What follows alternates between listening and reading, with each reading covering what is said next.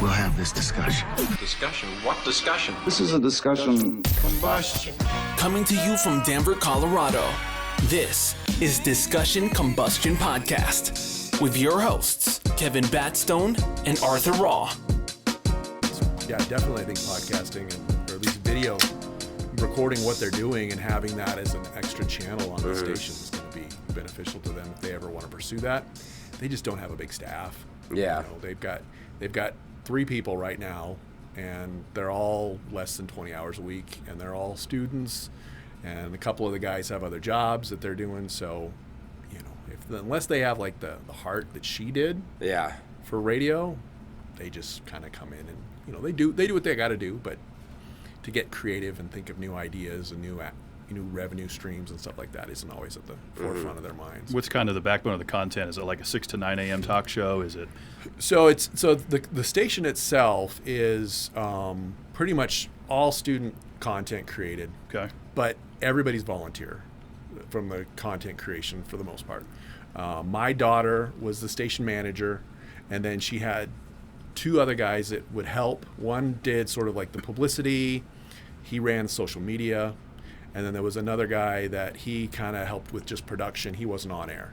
So it was, if you needed help editing a show or if you needed help, recording, he would kind of come in and fill. And my daughter kind of trained him. Mm-hmm. Basically, they had a block in the evening that they set aside for their primetime programming, pretty much from 6 to 11 o'clock. And they would have kids come in and they would record for an hour. She tried to get them to do an hour show every 2 weeks.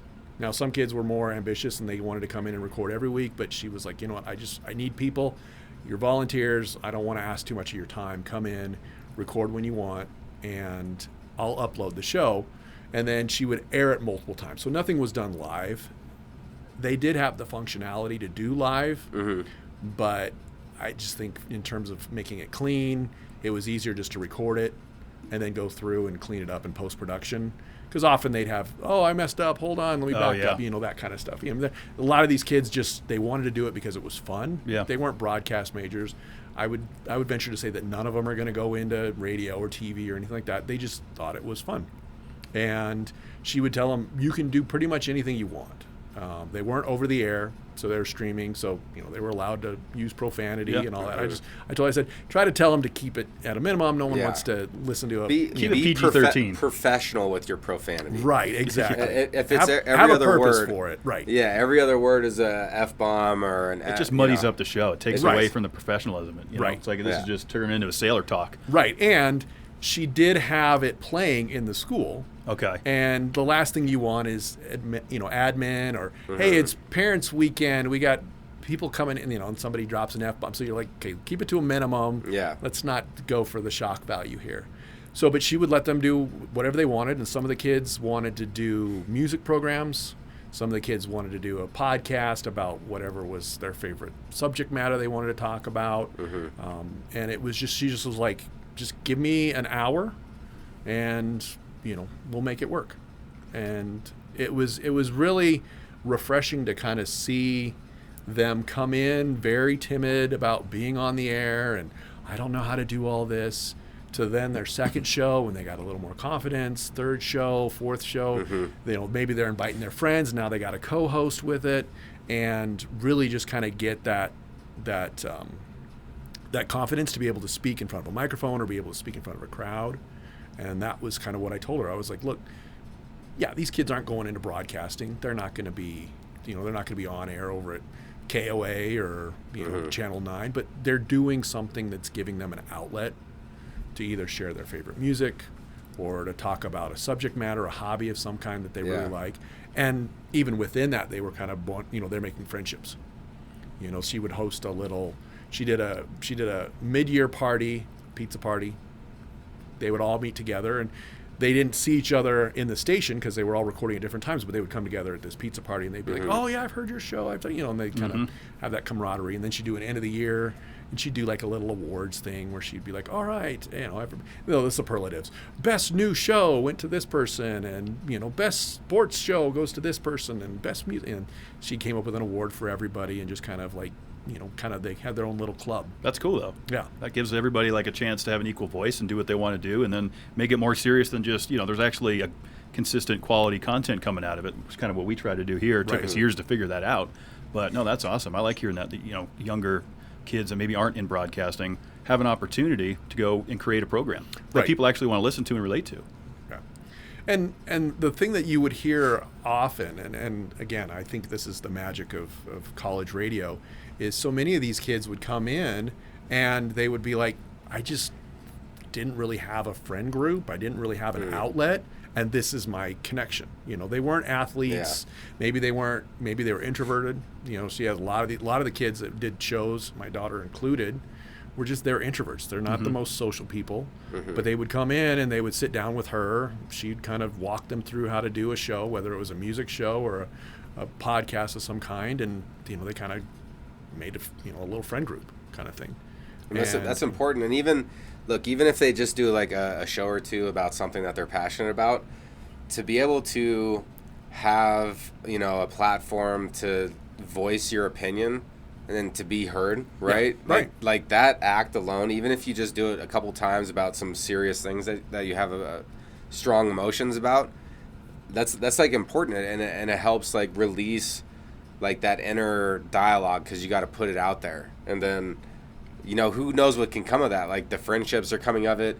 Maybe they learn something. Maybe they take a different career path slightly because of maybe the engineering, or they learn something new. Yeah. It opens up a lot of new doors. It's all about creating, right. and like that process. And that's what's crazy about being in music or podcasting or doing college radio, whatever it is like when you create, you get around creative people, and then like you start making friends because you have similar interests. I guess that's the main thing, is you're making the bonds over the interest of creating and on the radio and using that. I mean, we've all seen it. Maybe some of our closest friends are at the workplace with us, and it's just because we have a common bond. We're both working and doing the same, whatever it is, whether it's bagging groceries at King Supers or you're, shipping freight across the country. You befriend other people that are like-minded, and you go, oh, cool, we have something in common. And that was kind of what this was. It was just, I have something I want to say, or I have something I want to share with the world. I need an outlet now. And this was the opportunity that they had in college radio. And then when they would get around other people, they'd be like, oh, well, you like that song too. I didn't know you liked that music. Or you know about this. I know about that too. Let's collaborate a little bit. 100%. I would say, being in this 5 years now, the people I've met and like the common interests that have been discovered and can share with in the Denver podcast scene alone, tremendous. I mean, the opportunities that's presented would have never happened if I just stayed not doing this. Right. I wanted to be a musician for a long time, and then the pandemic hit, and that kind of got thrown to the wayside. And so this kind of took over priority spot. I'm glad it did, because it gives me somewhere I got to be every week. I do 3 shows a week now. I love it, man. It's fantastic we get to do this. So definitely podcasting, radio, all of it. It needs to stay. It needs to be protected. People need to be able to do it and say what they need to say. I mean, there's certain platforms that like Spotify, and then they'll sign deals to specific shows, or Barstool will pull a program under their umbrella. We're just kind of out there on our own, just saying what we want to say. No one's saying you can or can't do things. And, I don't know what that looks like in college radio. I mean, you said a little bit, let's keep the F-bombs to a minimum, but are some topics completely off the charts? Thankfully, we never got into that. I always told my daughter, I was like, there are no limits, because they are strictly streaming. Now if they were over the air, there'd be other requirements, FCC regulations and stuff like that would prevent certain content from being on there. But essentially, she was just like, use your best judgment. And these weren't kids that, they wanted to come on and have hate speech, or they wanted to come on and again, use profanity, or I want to play the most explicit music possible. For the most part, they knew how to function in a classroom, and generally when you're in a college classroom, you're not going to use that kind of language or that kind of music or anything in it is going to be, so they already kind of had their own boundaries. But yes, we never got to that point where it was like, okay, we're going to have to restrict content, or we're going to have to kind of, run this by administration before we go. I mean, really, when my daughter was first starting it, she asked me, so what do we do about profanity? What do we do about language? And I said, you know what, just go ask your advisor. And she has an advisor there on campus that kind of supports her and helps her make decisions. And what's our requirements here? What's our limits? And he's like, we don't really have any. And so thankfully no one took advantage of that and turned it into, something negative. Right. But who's to say? It could go down, further down the road. Somebody else may come along. Everybody and I don't likes know. testing the waters. Someone's going to get Right. squirrely. Yeah, Someone's gonna test the especially waters, college especially. kids. Yeah, Yeah. exactly. But I just, I don't know. And you could interview somebody that's familiar with the college station that they have at CU or CSU or, DU, and they could tell you something completely different. Oh, yeah, we have to do this because we have students that did this one year or whatever. It varies. I'm sure there's, always exceptions to the rules out there. But for the most part, the kids were very respectful. They understood that this was a platform to share their ideas. It wasn't there to be, shock jocks. They weren't trying to, Shock jocking. Yeah, exactly. So I know that you did some college radio yourself back in the day. I did actual commercial radio. Okay, so my college didn't have a radio station, so Okay. that's why when I found out my daughter had one, I was like, "Wow, this is cool." Okay, so commercial radio. Yeah. How did that look? And so I'm kind of curious, how did that look, and how different is it from like radio nowadays? Sure. So I was doing radio back in the 90s. So we still had a lot of, analog. We were using cassette tapes. We were using cart machines, reel-to-reel machines. Everything was pretty much local driven, very few satellite programming. Maybe you got your news off of a satellite feed, especially if it was national news. Okay. But for the most part, everything was done in-house. And so you had to have somebody in the studio 24/7 because, you were on the air. So that's how I kind of broke in. 16, 17, 18-year-old kid. They're like, we're going to put you on the overnight shifts. We're going to put you on the weekend shifts. You're going to be working holidays.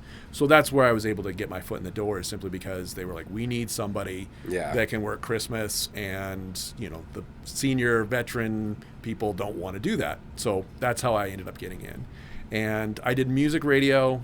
I did a little bit of news and was also a producer for sports talk radio.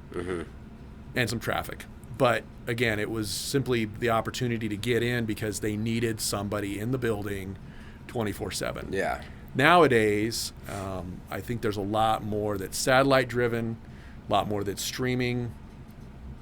Because of all the conglomeration that they've had within, say, like iHeartRadio or Odyssey or Bonneville, a lot of these bigger companies own multiple stations in multiple markets.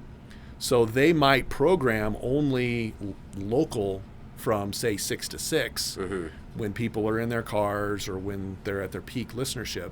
And then from 6 p.m. back around to 6 a.m., they switch over to a satellite or some sort of national feed, or they've pre-recorded stuff. I left radio to get into the corporate world around 2000. Okay. And we just started to kind of see the automation. And what that would look like back then was you would get, you'd have your music logs were basically all on a computer hard drive. You had software that would go through and assign all the songs based on whatever parameters you put in place. I wanted to play a certain number of new music songs, certain number of older songs, certain number of songs that are what we call like recurrence, which means they were popular a few years ago. And they're still they're on their way back kind of thing. So you had all these different tiers you could put your music levels into. And you would tell this software, okay, I want this many new songs, this many classic songs, this many, semi-classic, these many, and it would spit out. That's pretty cool. It would spit out the software for you. And then what we would do is that would basically fill our overnights, but we would record everything as if it was live. So I remember getting handed a log of saying, okay, these are the songs that are all going to be playing between 2 a.m. and 3 a.m. Here's your breaks.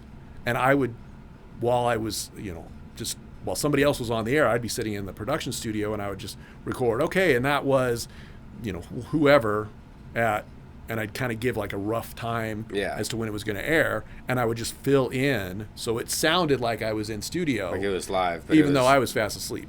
It was That's recorded, pretty cool. huh? It's working ahead a little bit. And that's how they would kind of fill those overnights. And so you would come in and maybe your on-air shift live would be 4 hours, but then the other 4 hours of your 8-hour shift would be used to do production.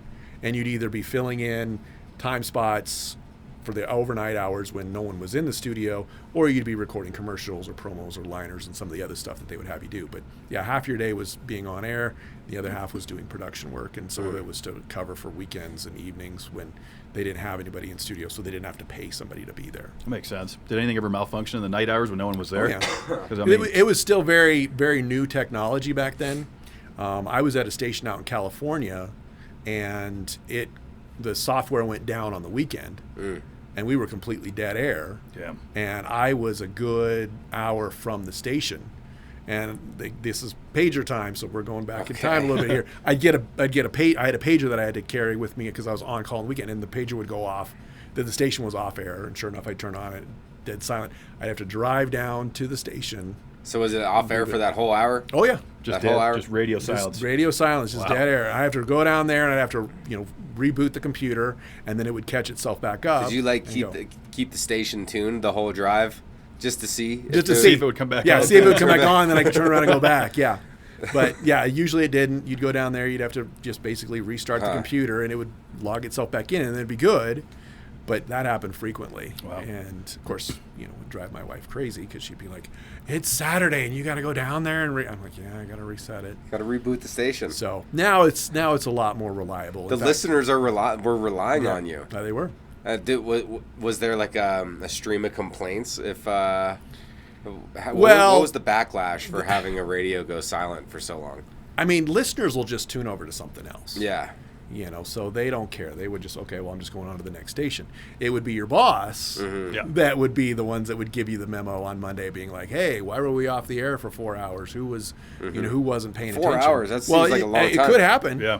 4 hours? Sure. Yeah. It could happen. Yeah, you got to troubleshoot, restart. Huh. Get Or down just, there. or you don't know. You don't get Yeah. the alert. You don't get the text. Yeah, nobody knows. Oh, wow. You're out of cell service or whatever. You don't get the alert that the thing's off. I mean, you couldn't go up to the mountains, if you were out of cell signal or whatever. Yeah, and that's true. Your pager didn't go off. You didn't know. Or if you were in the mountains and you were 4 hours away. So it became a bit of a hassle. And I'm so thankful that today now the technology is better. I haven't been into a modern commercial radio studio to see how they do it. But I imagine they can reset those computers on a phone, just pull up an app. Yeah. They can log in from home. We couldn't do that. We were literally having to drive down to the station, unlock the door, flip the switch, turn it back on. And that's how it's changed. There's a lot more that's able to be done remote. I bet you they still kind of like do that same format though, like the pre-recording and like making. Oh, it they seem- still do that. Yeah, I can Yeah, see I'm that. sure that You could hear, you'll hear it even if it's not them trying to cover it as local by using their own local voices. It'll be a national show of some sort.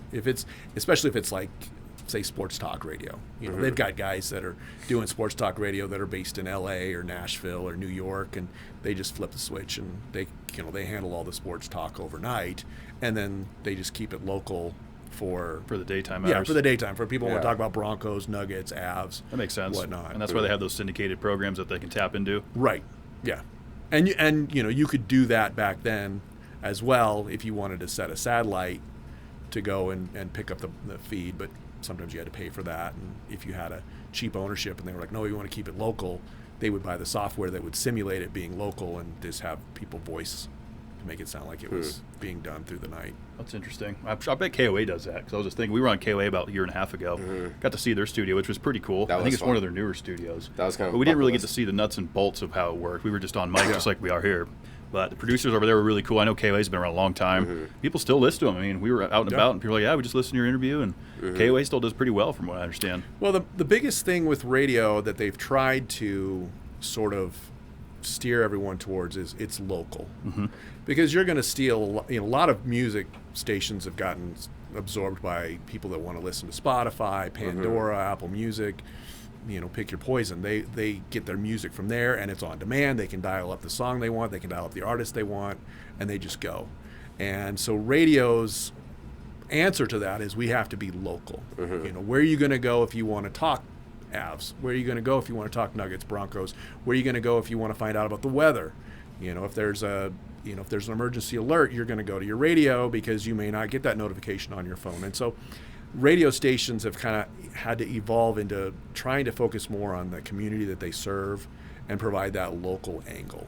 That does make sense. And that's one of the things that I was even telling my daughter when she's working on the radio station down in the Springs is do stuff that like affects the college students. Work with your administration, promote the games that they're having on campus, promote activities, promote other clubs. Make it so that you're not just tuning into the radio station to listen to music or to listen to somebody's podcast about, horror movies. Put some local stuff in there that affects the school and provide value to your school. Go to them and say, hey, we want to be partners with you. We want to help promote every year they do a back to school concert there down in Colorado Springs. We want to help you promote that concert. So what do we need to do? Can we get an interview with the artist that's going to be performing and we can air it on the station? Can we incorporate some of that artist's music into our regular music and play a song with the tagline, hey, come hear these guys play at the fall concert this date at this location? Work with the athletic department and do a show where you can bring in some of the coaches, some of the athletes. Hey, we got a big game this weekend against, our in-state rival Metro. Metro State's coming to play a big game. Come out. Let's get the station there. And my daughter was great about doing that, but then she would also go down to the events and table them as well. So she'd have a table that would say, hey, here's our radio station. So she would get, a little cross promotion. She'd promote the either the sporting athletic department or the student life department, their event, and then she would be getting promotion from them when she would go to their events and people would see, oh, you're with the radio station. That's the way you got to do it. You can't just attack things from one angle. No. You can, but it's just like you're not going to get as much juice out of the squeeze that way. Yeah, that's building the rapport, putting the name out there, getting new ears and eyes on it. I think that's the way for sure. And it's a great opportunity to advertise whatever they have at the school. Right. Get people involved. Well, and it you're all working together in that, and that's what I try to tell her, because essentially the radio station is a club in the hierarchy of the administration there at UCCS. They're just one of the clubs in addition to all the other clubs on campus, but they rely on funding from like the student media fee that they get. So they get a little bit of money from the school to help fund their club, but that could be taken away at any moment, because schools are always cutting programs or pinching pennies here and there. And so I'm like, you need to come up with a way to make your product valuable to the school, so that if they have to go through and unfortunately if they have to cut clubs, it's not yours, because they're like, oh, we need to keep the radio station because they help us promote the spring concert, and we need to keep the radio station because they helped us promote this this event that we were doing, or they help broadcast the sports games, or they work with the athletic department to get the coaches and the players on the on the air to give them some publicity. So give yourself a reason not to get cut.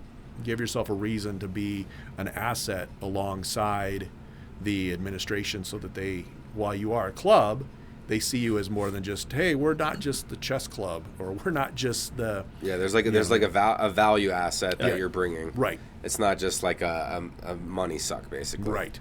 Yeah, or just something fun that the kids want to do. Like, reiterate that we're providing a service to the community, and we're also providing an outlet for kids to go in and record a show. So you're getting two benefits from our particular service. We're helping the students who maybe are a little introvert, who are a little shy, but have this desire to share their music or their talents or their interests on air. And we're also helping you, the school, promote whatever event you're trying to do, whether it's a sporting event, a music event. She was working with the fine arts department, and hey, come see this play that the fine arts department is putting on, or the orchestra is performing, or the choir. She was working with all those people on campus. Well, those clubs are all like grateful too to get the publicity. And that too, yeah. Right? It's a lot of work though. I would say radio is probably, out of all the clubs, one of the more essential. I would agree. As far as like promotion. And kind of circling back to something you were saying earlier about pre-recorded content on radios in general, it got me thinking, like, what percentage of all of the radio that I've heard has been something that's like pre-recorded that I thought was already probably a lot. Like the DJ was actually in there doing it. Right. Right. So there's like a lot of layers to it. What do you think are some of the biggest challenges that like modern radio has in like the digital landscape with all like the iHearts and stuff? I mean, the first challenge that you have, of course, is all of the streaming services that are available, whether it's Spotify, YouTube, Pandora, Apple Music, wherever people are getting their getting their music from, because they can do that on demand. Mm-hmm. You know, if I want to hear the newest song from Taylor Swift, I can pull it up right on my phone. I don't have to wait for it to come up on the radio. So that's true. always 'Cause that's how it was growing up. Yeah. Like we would we You'd used call to like in.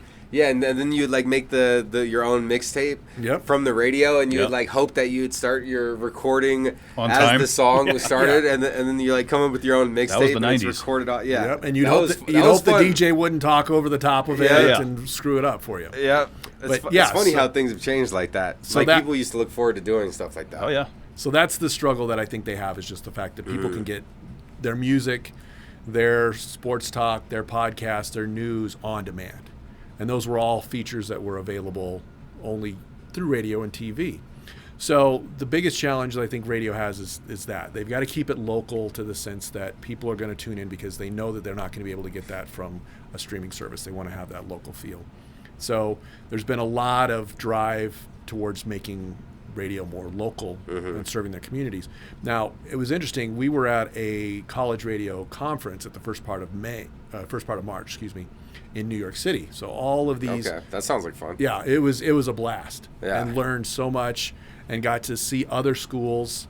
You know, it wasn't just schools from Colorado; it was schools nationwide, and some big schools, some little schools. They all came to this conference, and they were all sharing best practices and stuff. And they try to bring in people from the industry to kind of speak at these workshops and conferences as well. And one gentleman came in, and he was with one of the big two. The big two are iHeartRadio or Odyssey. Okay. Now, iHeart has like 800 radio stations nationwide, KOA being one of them.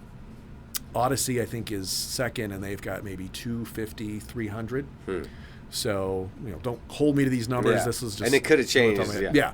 But they run a lot of stations, and this gentleman came in, and he was like, well, they've seen a dip in listenership because people aren't in their car commuting as much. A lot of people work from home, so maybe they're not listening to the morning show like they would have pre-COVID, when they would have been driving into work, or they're driving home listening to their talk shows and what have you.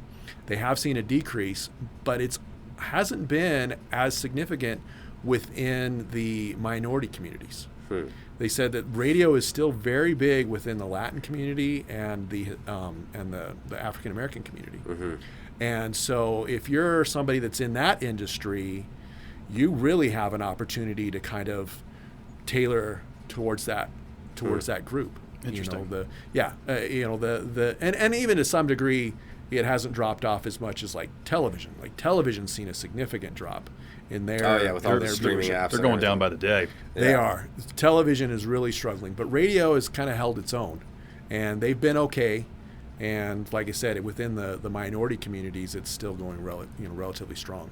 So that's another avenue that hasn't been replaced yet by your streaming music services. Is within the Hispanic and the African American communities. I wouldn't have known that. That's interesting information there. One thing I have noticed that's worked well is seeing like KOA, for example, go take their program that they did, the 6 to 9 hour with Ross Kaminsky or whoever does it, and then you can go listen to it on Spotify if you missed the 6 to 9. Yeah. You missed it on your drive, no need to worry, because before, right, if you missed that 6 to 9 hour, Yeah, you missed it the was show. gone. It was So now gone. they have an opportunity to maybe I'll listen to that later. I got stuff to do. And I That's think, helped them. And I think they count that. Yeah, I think towards they the count that in listenership. towards their listenership. If you listen to it on your drive home, great. But if you also pick it up later when you're running errands or mowing the lawn or whatever, then I think they have a way of tracking that and count that as part of the listenership as well. Yeah, and then you have the social media piece, right? Yes. Which back when you were in radio, with the radio went down, you could put out a tweet now saying, "Hey, we're down, we're working on Right. it." Nobody knew, we were in the dark, so that's got to be a tool for them as well, I would think. And they do a lot of it. And a lot of the on-air personalities today are encouraged and almost required to have social media accounts. It's not uncommon for your music stations to be promoting a concert and then have their personalities tweeting or posting on Instagram from the event on their own personal accounts, not the station's account. It's like, hey, Susie Johnson, who does the afternoons over here at the music station, her personal account is showing pictures of her and her friends hanging out at the the Harry Styles concert and trying to get people that. So they want you even to kind of almost come outside of your own personal space and show yourself. Now that's like I feel like there's like a legal gray line there. Sure. There has to be. Where it's like encouraged, but you can't put certain things on there. Yeah, you can't like say that they have to, but it's like encouraged. That makes sense because you want to build up the program and yourself, right? It benefits the station and your portfolio at the same time. Right. Absolutely. Yep. Yeah. Yeah, they're all about getting the followers and that. And often, we used to call in. I'm sure you remember as kids calling into the radio to try to win contests. Oh, yeah. I'm trying to win tickets. I'm trying to win whatever. Oh, yeah. That's all been pushed to social media. That's true. They really want you to interact with them on their social media, so they come up with contests that they run on Instagram or on Twitter or on Facebook. Those used to be fun back in the day. Like I remember used to trying to call caller. in. And like calling in, like hit that, like maybe I could be the seventh caller. And like I would never hit. I would sometimes. I remember I got through once, and they're like, "No, you're not the one," and I was like, But it was fun to like actually get answered. Yep. Like they don't do that anymore nowadays. No, that went away. They want you on your social media, and usually what it means, in order for you to participate, is they want you to tag other people. Yeah. So they're using it as a way to grow their thing. I even, we even ran one. I told my daughter, I was like, "Here's an idea for one you can do." They had some concert tickets that they were given for a show down there in Colorado Springs. And they're like, give the tickets away, but the way you get an entry into the drawing is you have to tag other people. Mm-hmm. And the more people you tag, the more entries you get. And so she would have people that would tag like 10 people on the station's Instagram account, and they got to follow, and then she would poll based on that. So she was able to grow her following on the station's Instagram account just by having people tag other people and liking posts and following and things like that. Yeah. So that's where they've gone more with those on-air contests. It makes sense, though. No, I like that idea. That seems to be the way. Everyone's on their phone now. Most part. Folks I talk to have social media. Hey, what's your at this and the other? My question is with traffic. I've always wondered, especially back when you were doing traffic, how was that like? Do you have people out on the streets just monitoring these accidents? How is it all monitored? We had a service, at least the stations that I worked at, we had a service. And there were a couple ways you could do it. It was either the old fax machine, print that would come off the fax machine. It would say, accident at this location, slow down, at this, whatever. And you'd basically read it like a news script. So you'd go on and, say, I'm Erik Branine with traffic, and, we've got a slowdown on I-25 just past Hamden, advised using the left, and you were just reading a script. So that was one service that you could get. The other service, and a lot of these now use that, and you'll hear them if you listen to any of them that are owned by, say, iHeart altogether. There's a traffic department that they subscribe to, and they just record for your station. So that's all these people do is just traffic, and they just record it, and then they add whatever the station is. This is Tim Johnson for KOA. And then if you immediately flip over to another station that's owned by the same people that own KOA, this is Tim Johnson for, Cool 105. Tim Johnson's all over the place. How does he record all this so quickly? And he's just doing it, coming down one at a time. He's just recording the same thing over and over again. He's just tagging it, and then the on-air person is then mashing it up with whatever they need. I've noticed that with weather, too. Our friend Kylie Burse over there at Fox 31, every station, it's always her giving the reports in the morning. So it probably works the same way, I'd imagine. They'll do that, too. Yep. Yeah, and they'll partner with the TV stations, too. Yeah. So often you'll have a radio station that's getting a weather forecast from somebody at a TV station, but it's used as a cross-promotion for the TV station. Hey, listen to us on your drive, this evening at 5 on whatever, Channel 7 or whatever. So that was the other way we were getting our traffic, is either you would read it yourself off of a script that was sent to you, or you would just sign into a service and they would record. I always picture just like a team like out there scouting, like an elite team that would they would always be in the helicopters. Well, they did. Some of the bigger stations had the helicopters. And you would see them. So they're not always up there flying around. No. That's how I always thought it was. Like, there was always a helicopter spotting what was going on. Telling you where the wrecks are? Yeah, beforehand. Right. Yeah. The very first station that I was at was in my hometown of Yuma, Arizona. Arthur, you may know this story. So grew up in Yuma, Arizona, which is right on the border between California and Arizona and Mexico. And little small radio station was where I got my first break. And we didn't have traffic because you didn't need it. It was a small town. Yeah. Why would you do traffic?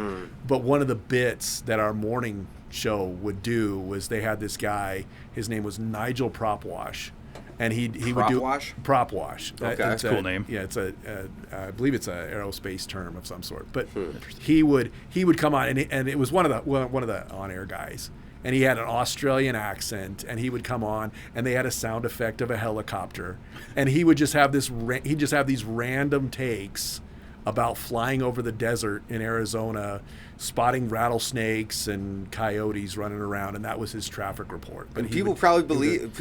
Well, it was done for humor. Yeah. He would always have something silly that he would talk about. But yeah, it was just, hey, we got an overturned tractor on Route 45, and that was just the bit that they would pull. That's fun though. Yeah. It is. That's keeping the locals laughing along with it, because I'm sure that was a long running joke. Was there a stoplight in that town?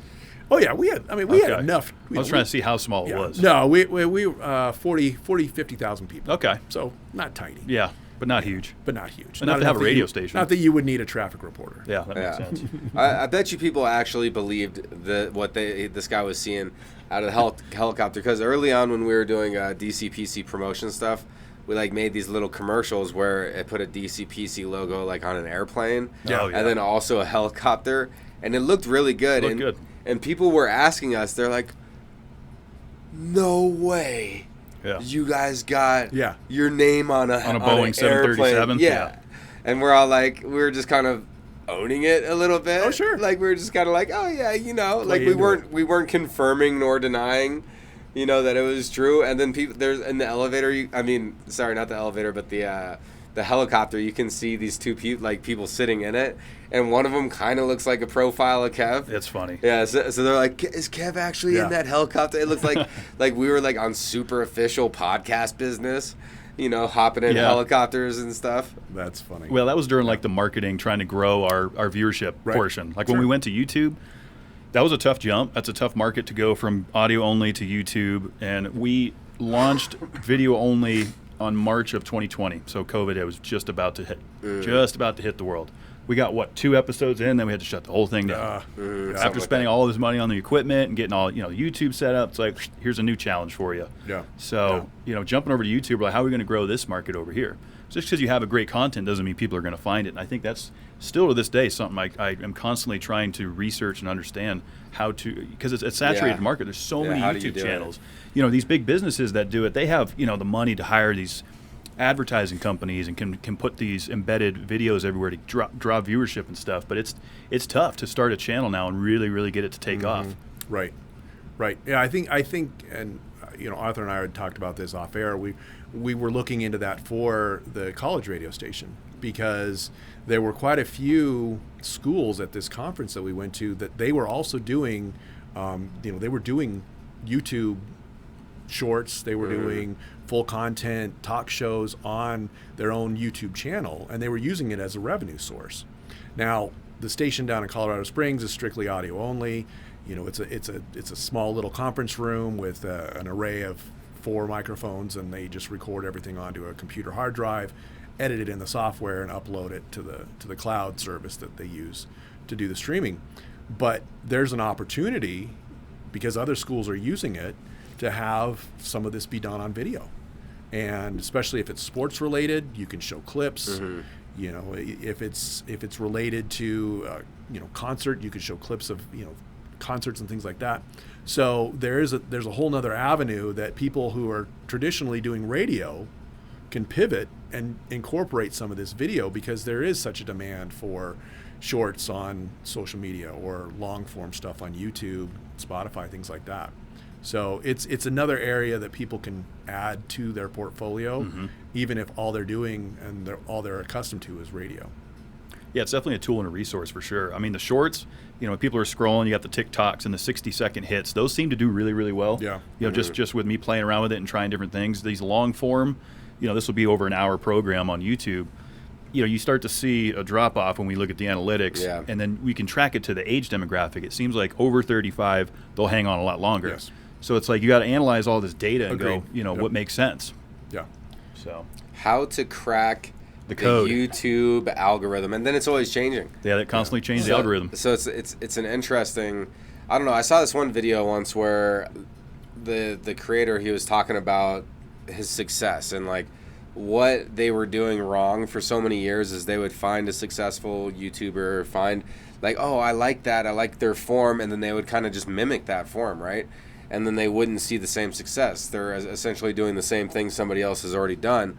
And essentially what the video said is you need to do something that is unique to you, and then you will see success from it. So then you're not copying a formula, you're like creating something that only you can create because, you know, you're being unique and like authentic about who you are. And so like that's kind of the secret to it. But then at the same time, and this part I don't feel like is talked about enough, but if you really want to like jumpstart success on YouTube, you got to play by the rules. And what I mean by that is like what you actually talk about and what your content, what the underlying tone is to your content.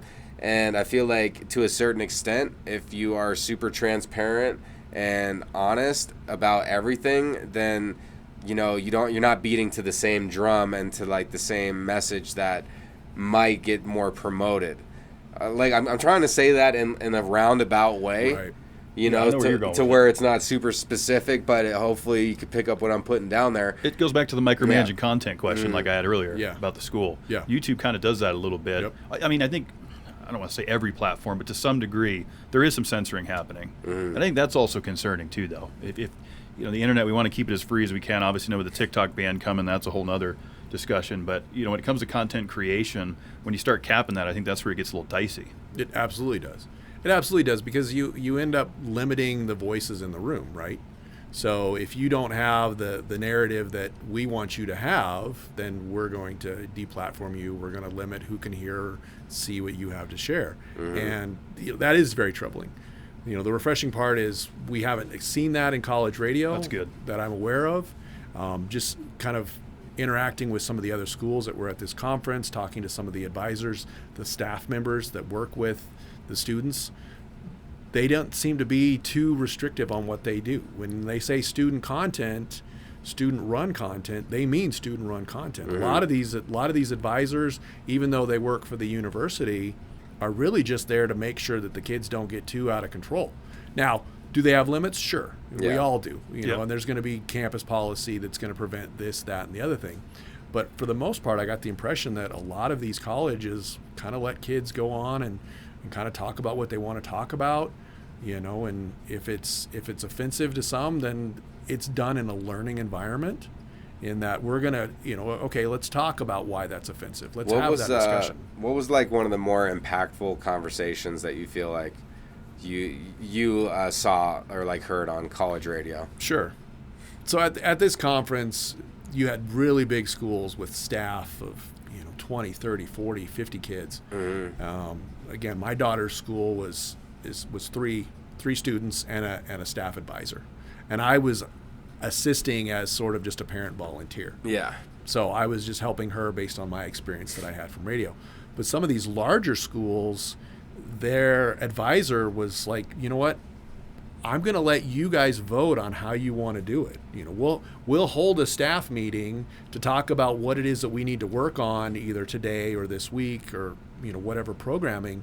But it's up to you guys to create the content. It's up to you to go out. If you're going to do a podcast and you guess, I want you to go out and get them. If you're going to do music, you need to decide how much profanity are we going to allow? Are we going to edit the songs at all to make them radio friendly, or are we going to let you just play whatever you want? And often it was put up to a vote, and really the advisor only stepped in if it was something that was against school policy or something that he or she felt could potentially be a problem with the school. But they let the kids make mistakes. They let the kids go out and, if they did something controversial, they would take the heat for it. Yeah. And so long as they, somebody wasn't going to end up getting fired and it was a learning environment, they kind of let it go. That's good. That's refreshing. Her school didn't do any political talk, but there was a category that they were giving awards for that was, best political talk show. And I can only imagine what a political talk show in college campus might sound like. especially this year with it Yeah. being an election year. But they would let those kids kind of go wherever they wanted to, talk about whatever topics they wanted to talk about that was going on in the world, and they did it in a way that they could learn and grow, and hopefully everybody was respectful of each other. But you just don't know. But yeah, it was all done in a way in which kids were encouraged to learn, make mistakes, maybe challenge what they're comfortable with, but at the end they're learning and growing. Sounds like a great program. I like it. I wish I would have taken it up earlier. Yeah. I got into it kind of late. Got into music late. Like I feel like I missed it a little bit and trying to catch on to that train before it leaves. But the tools and resources that they have now wasn't really available when 15 years ago, podcasting wasn't even really a thing yet. But just seeing it, it's cool. I like to see kids get inspired by it, like we talked about. We didn't have the equipment available to us, back in the day to do that kind of thing. Right. You couldn't just pick up stuff off of Amazon cheap, or go down to a used. Maybe there was a used music store in your town that you could get some equipment secondhand, but for the most part, that stuff was all left to the professionals. If you wanted to record anything, you were using your tape recorder and hoping that it sounded good. But now there's so much stuff that's available, low cost. You could build a studio in your, in a little empty classroom somewhere on a college campus for very little money, and give an outlet for these kids to kind of record and stuff. They could probably do most of it on their phone. We had one school that was at the conference that they did all their YouTube stuff on their phone.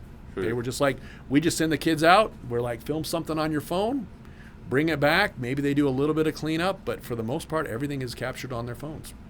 We could have never done that. That's a good point. That's a good point, because now you can plug in, like the USB-Cs have these little MIDI devices that you can attach to it, and then you can go around and interview people. Sound quality is pretty decent. You don't have all that muffling in the background, so that's true. The tools and everything's gotten smaller too, easier to carry. You don't have this big, bulky, heavy equipment. So wish we had that a little bit sooner. Yeah, I bet you when it came down to the voting, though, kind of going back to that for like these bigger college radio clubs where there's like multiple, like 30 people or something. When it comes down to the vote for allowing profanity in the songs or not, my vote, I'm thinking that they're going to vote yes to college radio has profanity. Yeah, I would say yes. Well, here's a story that goes along with that. Okay. So one of the advisors that was there, he was in commercial radio back in the 80s and 90s. Worked with a guy out in L.A. called named Rick Dees. He was like huge. He was basically Ryan Seacrest before Ryan Seacrest, right? Okay. Big morning show out in Los Angeles. He was on the Rick Dees show, and he got up there in age, kind of retired, but went to work at one of the California universities there in L.A. and was going to be their advisor for their student radio station, streaming station. So they didn't have the FCC requirements concerning profanity. And isn't that weird that streaming gets all these different breaks compared to live?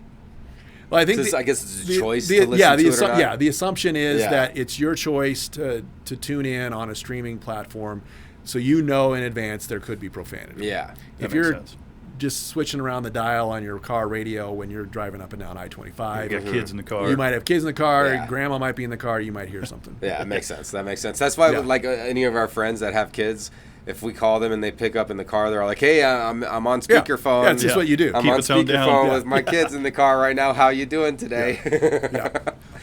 They're basically streaming that phone call at that point. Right. But so this guy left, and he was running the college radio station there in L.A. at one of the Cal State, and they had that same dilemma. They were playing music uncensored, and the dean was taking some corporate, donors, some alumni around campus, happened to walk right underneath one of the speakers, got an earful of the F-bomb. And of course, she kind of played it off and was like, "Oh yeah, that's our radio station, ha." But he ended up getting a memo from her saying, "Hey, look, we need to see about something." They put it up to a vote with the students. Yeah. And they came to a compromise that basically during business hours. So 9 to 5, they were going to have when all the professors are teaching. Teachers, students, parents, faculty members, I can alumni. get behind that. Yeah. That makes sense to me. And then they were allowed to flip the switch after hours and play Okay. whatever they wanted to. Okay. And that was the compromise they came to, which I thought, that's fair. That's a fair way to do Yeah, it. everyone kind of wins there. Because it's a business. Mm-hmm. You know, at the end of the day, it's still a business. You're still representing the school. Mm-hmm. And you want to just make sure that, you know, while most people in this world are fine with a little profanity, Yeah. you just never know who's going to walk through your door. And you don't want to make that When you just got out of high school and all these rules, you're an adult now. Yeah. Yeah. You want to be And so, free. like, you know, 18 plus, you're like, let the swear words fly. Yeah. You know, I will kind of blow up my mom's spot here just a little bit. She was so good when I was growing up. She would always, you know, use proper good word sentences and good words and wouldn't swear. My brother was 6 years older than me. And when I turned 18, or like I was 17 or something, like, she's like, okay, that's enough. You guys are all old enough now, so I'm going to start fucking cussing. That's what she said. I can see your mom saying that. And then she's tasteful with it. Yeah. You know. Yeah. But Like we were saying. Yeah, even in like there's appropriate times, and you know, she There's helped other times. she helped teach me that it was Yeah. not always appropriate to swear all the time, but when absolutely needed, it helped release your emotions that you had on something. Yeah, that's funny. My That's mom when had you a- knew. That's when you knew when mom meant business. Oh yeah. Yeah. Mom always had a way. When I was growing up, we had a swear jar. It looked like a lemonade pitcher, and it, handwritten swear jar on it. Anytime profanity happened, quarter went in that sucker. Yep. By the end of summer, boy, we had enough to go to a concert or go Yep. do something fun. So I was like, is it worth it? Should I use the profanity and save up for something, or you know, what's the compromise? That's funny. That is funny. Yeah. I got my mouth washed out with Oh, soap yeah, I had once. that. The first time that I actually I swore at my mother. Oh. She Yeah, did that's not, soap worthy. Yeah, so even though Ma, you eventually used cuss words, you washed my mouth out with soap when I used mine when I was young, and I respect you for that. That's it. And like, is that like allowed nowadays? I was just gonna ask that. Like, Is that still a is thing? that like is that considered like child abuse nowadays? Parenting's changed a little bit. You I know, feel like I don't know how like the modern Yeah. I don't know. how it is. Yeah, I mean, I don't have kids, so Yeah. I just see how my buddies are raising their kids, and I'm like, well, I remember how I was brought up, and I guess everything changes with each generation, right? Yeah. You know, I didn't grow up with a cell phone and a tablet in my hand all the time. I was playing in the dirt, Yeah. Oh yeah. you know, so I don't know. We got out of it just in time, I feel like. Yeah.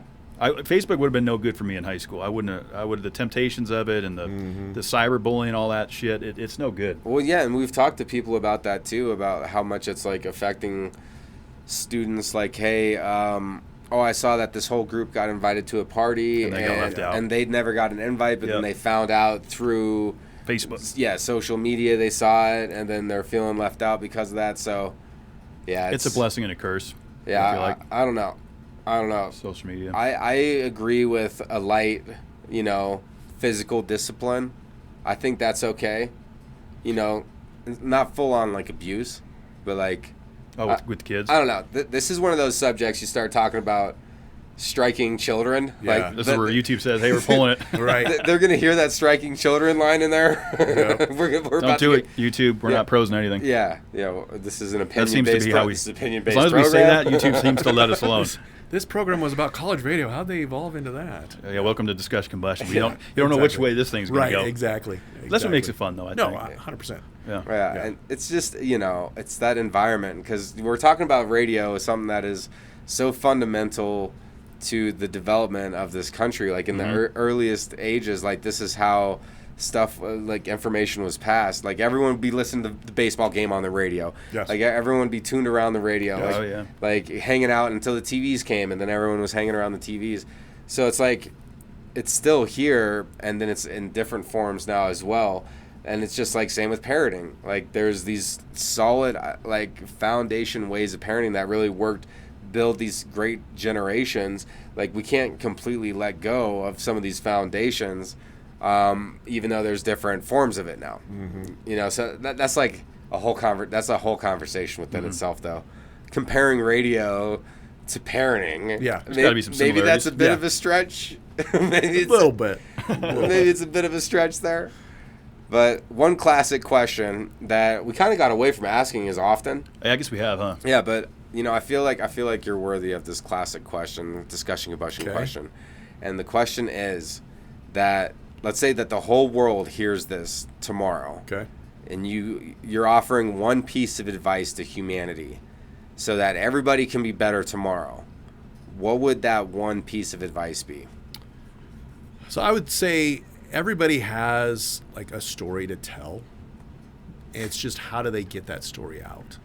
Now, if you're an extrovert and you're somebody that just likes to talk and you're easy to make friends with and you are a person that doesn't mind sharing your opinion, you probably will share that idea, that message regularly. Mm-hmm. But if you're somebody who maybe you're a little introverted, maybe you're a little shy, you need an outlet. And I kind of classify radio under, say, like the arts, in the sense that people are expressing their feelings, their emotions through their art, just like a person would if they were to make a painting or they were to play a piece of music, create a piece of music. So radio, at least at the college level, is production of those ideas and presented to an audience. Now, your radio station, college radio station, may not have but just a handful of listeners. But just getting that out there is healing for some people. There's a kid that's on my daughter's radio station, a little bit younger than her. He came in as a freshman and wanted to do a show about local music. He was really big into just local bands and stuff like that. And he's like, I want to do a local music show. And my daughter's like, absolutely, come on, you can do it. And so he played a lot of local artists that he found on YouTube and whatnot. Came in, had a blast. Did it again. Came in next week. Just kept doing it. I think the kid's up to like 35 different shows that he's done. That's awesome. Over like a two-year span. Terrific. And my daughter just graduated, so they did like a little farewell end-of-year party. And he came up to her and he goes, I came to school with no friends. And I saw this club that was a radio club. I thought that'd be really fun. I should sign up for it. And he's like, you were the first friend that I ever made. He says to my daughter, this is the first friend that I ever made. And through that, he's made all these other friends, guys that are in bands and stuff will send him demo tapes to play on his show. He actually met his current girlfriend through that show. Okay. He went to a local So the show was done well. The show was done well, yeah. Yeah. And he went to a little show, met this girl, and now she helps him. So she's like his co-host, and they're dating. But he used that opportunity to share his message of I love local radio. I love local bands. I want to do a local radio show, to kind of express himself. And through that, he was able to connect with other people, make friends, do all this other stuff that I don't think he would have gotten the opportunity to do if the radio station hadn't existed, if that outlet hadn't been there. We're not all going to play on a sports team and make friends with our teammates. We're not all going to join a band and make friends with the people that are in our band. We're not all going to do, this, that, and the other thing. But we might do a podcast, or we might do a music show that's an expression of what we love, and somebody else also loves it and also wants to connect with us. And then we find another person, and we find another person, and another person. And before you know it, you thought you were the only person that liked that particular music or that particular topic, and now you got a whole room of people. And then those people become lifelong friends, and you connect with them, and maybe it turns into jobs if it's a career kind of thing or whatever. But at the very minimum, you've got somebody else to kind of help you along the way that can hear whatever your message is that you're trying to share. So to kind of look, because there was a couple different places there. Yeah. Everybody has like an essential need to express themselves, right? And so the advice is to find a place, even if it's non-conventional. Find the place where you feel comfortable expressing yourself. And then from that, life will provide like new opportunities and new like, this is how you're going to find more meaning to existence, in a sense, right? Because you're out there saying something that's meaningful to you. You're getting involved with people that have similar interests, are part of that group, and then from there you can like create and like make more opportunities come from that. You're making yourself vulnerable, which scares a lot of people. Nobody wants to make themselves vulnerable. Right. So to go and say, I want to do this radio show, especially if you're an introverted person and you're just like, I'm really shy. I don't even know how to use sound equipment. I don't even know how to use a microphone. Yeah. I don't even know what I would say.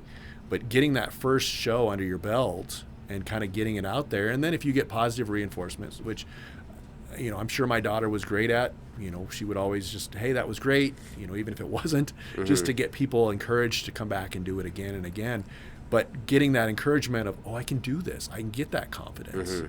So then you take that once you graduate and you take that into the workforce, or you take that into your everyday life. You've now got the confidence to make yourself a little vulnerable, but do it so you can learn and grow.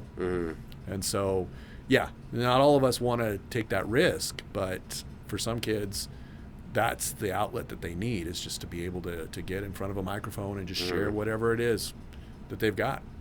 I think that's great advice. That is good advice. And repetition's a mother skill. More times you do it, the easier it's going to get. So, well, and if you consider the alternative, we have so many kids in this country that they suffer from depression, they suffer from isolation.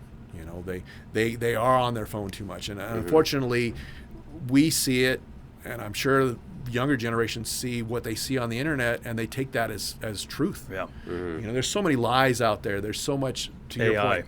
AI, or even more just like the bullying. Yeah, cyberbullying. Everybody is doing this. Why am I the only person that's not getting to do that? Well, guess what? You're not the only person getting to do that, but the internet is this clown show, maze, funny mirror that makes everything look like it's not. It distorts it. And so if I don't see it live action, then I'm skeptical at this point. But you see it on the internet and you think this is how life is. And so you have a lot of kids that if they're constantly on their phone, they're looking at social media, they're judging themselves against the people and the images and the things that they see on social media, they can get themselves into like this isolation, this depression. You give them this outlet now where they can get in front of a microphone and share something, their favorite song, and talk about why they like that song, their favorite hobby and why they like that hobby. You've changed that kid's life. You've given them something that they get excited about. We all want to talk about things we like. Yeah. We just need an outlet. And sometimes social media is where kids go, and then they get bullied because, that's a stupid idea. Why'd you say that? Or whatever, they're embarrassed to say it.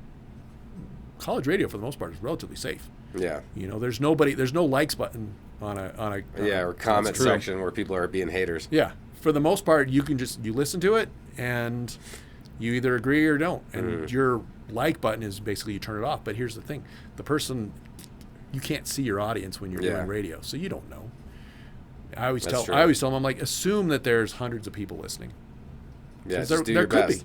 There very well could be hundreds of people listening to your show, but it gets you that mindset of, okay, I'm going to do a good job. I'm going to be positive. I'm going to be excited. Accountability. Yeah. Yeah.